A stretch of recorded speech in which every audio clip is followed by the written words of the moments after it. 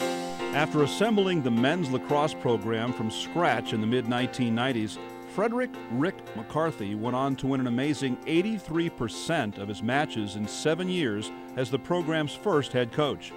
Despite winning a mind-boggling 91 of 110 matches in his coaching tenure between 1996 and 2002, Rick's indelible stamp on the program record books is actually overshadowed by the positive influence he exerted upon his student athletes. A total of 122 athletes lettered at least one season under Rick, with 22 of them earning 4 varsity letters. And more important than any winning percentage, conference championship, or postseason tournament invitation, each of those 22 four-year letter winners earned college degrees. In addition to his day job as a full-time member of the Eastern Administrative Staff, Rick spent his late afternoons, early mornings, and weekends coaching a soon-to-be nationally prominent men's lacrosse program in a part-time capacity. During preseason indoor practices in February and March, it was not unusual for the coach to leave the sports center well after midnight following a late-night, early-morning team workout, make the hour-long drive back home, and be back behind his desk the next morning at 8 o'clock. Rick recruited a large number of non-traditional student athletes to the program. By providing structure and a personal concern and demanding a commitment to themselves, their teammates, and the university, Rick set a countless number of his players on the road to productive lives and careers. For the record, the Marblehead, Massachusetts native and Yale graduate averaged nearly 14 wins each year after his first season. In 7 years of conference play, Rick's teams won 41 of 43 regular season and playoff contests. The Warriors won 4 straight regular season titles and 3 league playoff championships in the Pilgrim League before winning all 16 of their matches en route to 2 regular season and playoff titles in 2 years of Little East Conference play in 2001 and 2002. Rick's teams were virtually invincible at Thomas Nevers Field, where they won 47 of 49 matches, including the last 30 straight under Rick. Hello. My name is Dan Campbell, and I am presenting today the man who started the Eastern Connecticut State University lacrosse programs. I had the good fortune to play 4 years for this man, serve as a team captain, work alongside him as an assistant coach, and share several other important moments in my life. The first time I heard the name Rick McCarthy was when my high school lacrosse coach told me about this guy who was looking to start a Division III lacrosse program at a college not too far from my parents' home in Massachusetts. I told my coach that with my grades, I didn't think I was college material, and that I was leaning towards joining the military instead. But he convinced me to at least talk to Coach McCarthy. Long story short, 8 months and a stint at community college later, I was walking into the Burnett Hall dormitory as an official college student. Unofficially, I was entering Rick's world. At Eastern, Coach convinced me that I could succeed in academics as well as athletics if I just buckled down and did what needed to be done. This same story is shared by many of my early teammates, and is what drove us to want to succeed for the coach who believed in us and saw something in most of us that others did not. To say the least, Coach McCarthy took a non-traditional approach to starting the lacrosse program at Eastern. Coach recruited several players that could be considered non-traditional students or second-chance guys.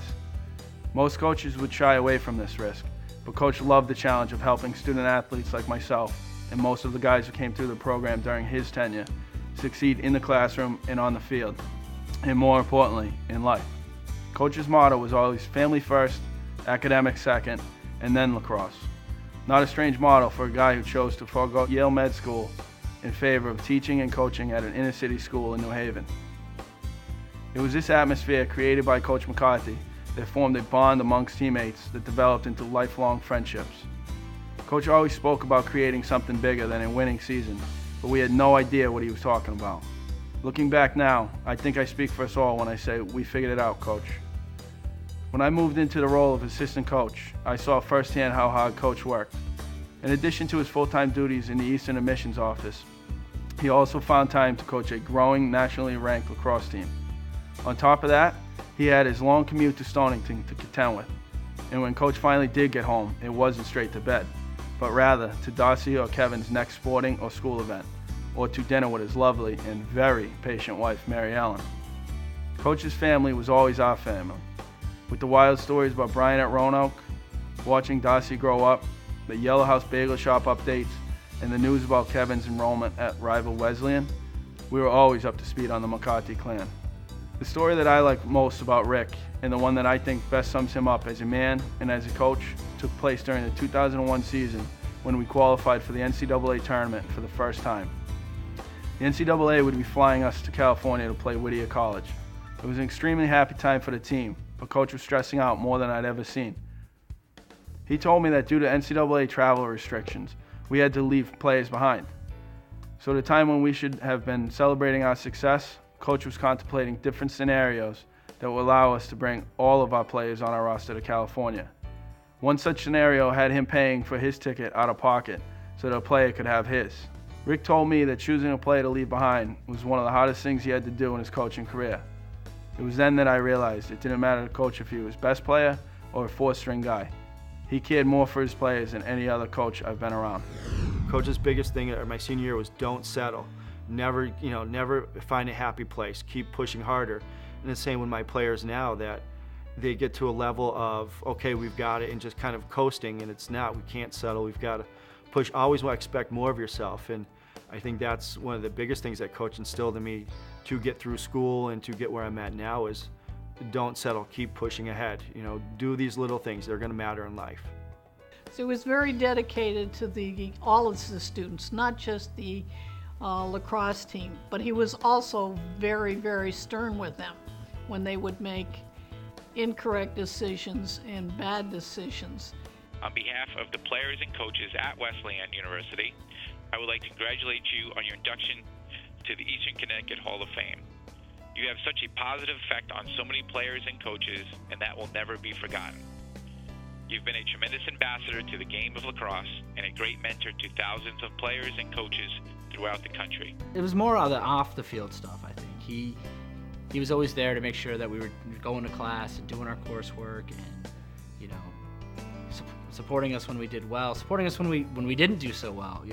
He was always the guy that we turned to for advice, and I think a lot of it was because I knew that he was there looking out for me all the time, and he was going to be disappointed, and he'd given me this opportunity, and if I messed it up, I'd be letting him down as well as myself. So it was a very unique situation where we had one guy named Brian Hebron, who was 18 at the time, and he was the class of 2005, was our youngest, and then our oldest was a guy named William Murphy, who was one of the founding fathers from back in 1994.